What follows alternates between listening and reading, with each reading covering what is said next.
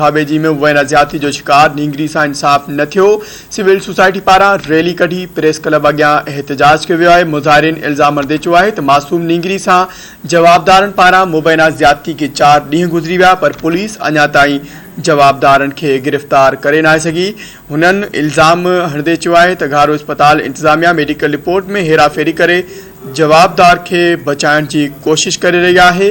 खबर के हवाले से अवां खे हिकु ॿीहर आगाह कंदा रहूं नाज़रीन। इन हवाले से वधीक तफ़सील मालूम कंदासीं। धरती टीवी जो रिपोर्टर मोहम्मद अली नाहियूं असां सां लाइन ते मौजूद है।